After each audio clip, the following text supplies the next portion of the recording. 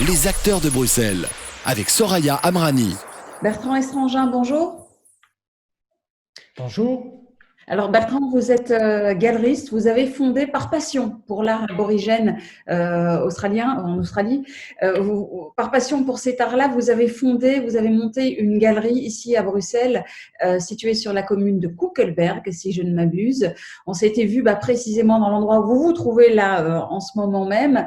Alors c'est vrai que ces derniers temps, on a beaucoup entendu parler les acteurs culturels. Il y a de grosses difficultés évidemment, puisque ce sont des lieux qui accueillent beaucoup de public. On a peu entendu en revanche les galeristes. Qu'en est-il des galeristes par rapport à ce confinement, même si on en est sorti en fait un petit peu déjà depuis quelques jours? En fait, il y a eu plusieurs phases. Il y a eu vraiment le moment le 13 mars où on a interrompu les visites en raison du confinement. Et donc, on était en plein dans une exposition. Donc, ça a été un choc un peu pour les artistes. Alors, eux-mêmes étant situés à 17 000 km en Australie, n'étaient pas encore tout à fait atteints par la crise qui est arrivée plus tard en Australie qu'en Europe, mais étaient très concernés. Donc, il y a eu un flottement. Il y a quelques personnes qui ont continué en fait à faire des acquisitions. Et puis après, il faut l'avouer, pendant 2 mois, ça a été absolument un creux total, absolu.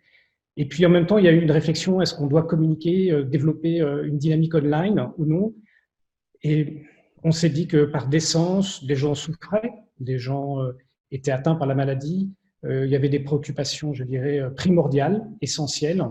Et peut-être que l'art, en fait, en tout cas dans la galerie, on s'est dit qu'on allait se mettre un peu en sourdine par solidarité avec tous les gens qui étaient impactés par cette crise et qu'on reprendrait une fois que le déconfinement serait possible. Donc, dès que le déconfinement est arrivé, le 13 mai, en fait, on avait une nouvelle expo avec des œuvres venant des îles Tiwi au cœur de l'Australie tropicale, qui a démarré immédiatement et qui a bien démarré, en fait, avec pas mal de visites. Donc le public est de retour. Vous sentez des craintes particulières ou plutôt une appétence, une envie justement de revivre et de retrouver les galeries? Écoutez, ce qui a été très frappant, c'est que beaucoup des gens qui sont venus ont dit, vous êtes ma première sortie ou ma première sortie culturelle. En dehors des supermarchés, c'est le premier endroit où on est venu. Et pour nous, c'est réjouissant, en fait, à nouveau de pouvoir se reconnecter à la culture. Donc, je pense que c'est un très, très bon signal pour les musées de demain, qui vont bientôt réouvrir. C'est un très beau signal pour tous les acteurs culturels, c'est qu'il y a une appétence. Donc, dès qu'il y a la possibilité à nouveau de pouvoir se retrouver dans ces lieux, dans ces endroits, d'avoir accès à ces dynamiques culturelles, il y avait un véritable enthousiasme, en tout cas.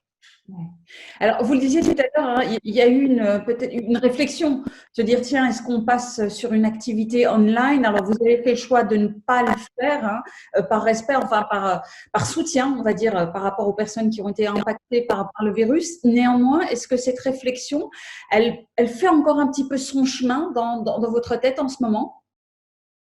Alors, en fait, online, on est toujours online puisque toutes les œuvres qu'on présente à la galerie sont visibles sur le site.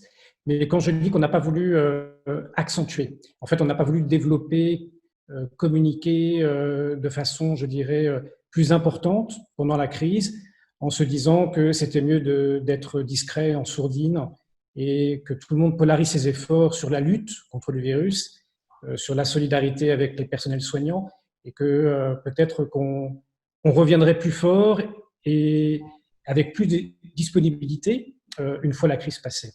Donc c'était vraiment une logique de ce type-là. Bon, après, aujourd'hui, je dirais l'électronique, si on peut dire, nous aide, puisque les visites à la galerie, par exemple, sont sur rendez-vous, ce qui est nouveau. En fait, avant, les gens venaient spontanément, et maintenant, les gens prennent un rendez-vous. On demande aux gens de porter un masque. Chacun aussi, avec du gel hydroalcoolique, se lave les mains à l'entrée de la galerie.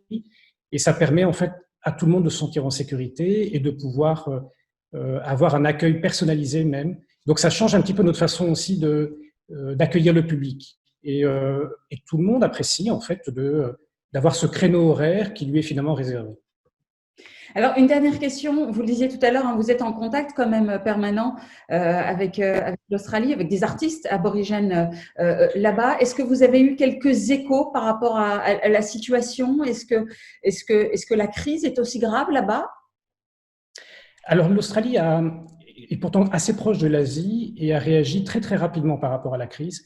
Donc en fait, ils ont peu de cas dans certaines régions. Dans le territoire du Nord, par exemple, personne n'est décédé de la crise, enfin du virus.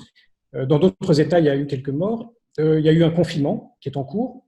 Les communautés aborigènes avec qui je suis en contact, pour elles, ça a été très dur, parce que tous les salons qui existent aussi en Australie ont été interrompus, et qui sont des opportunités pour eux de faire connaître leur art. Donc, ils ne reposaient plus que sur les galeries, finalement.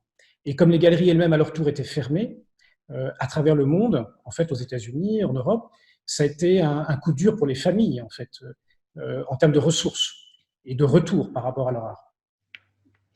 Merci beaucoup. Un dernier mot peut-être ?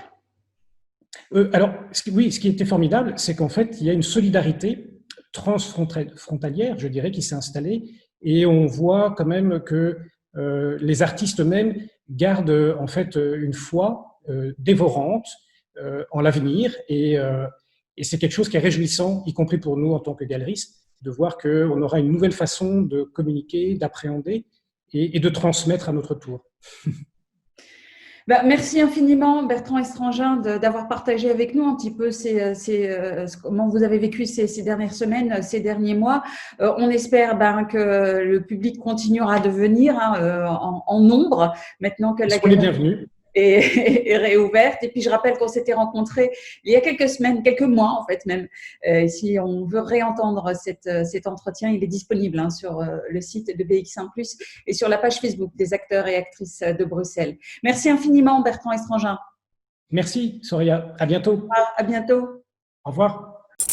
Les acteurs de Bruxelles.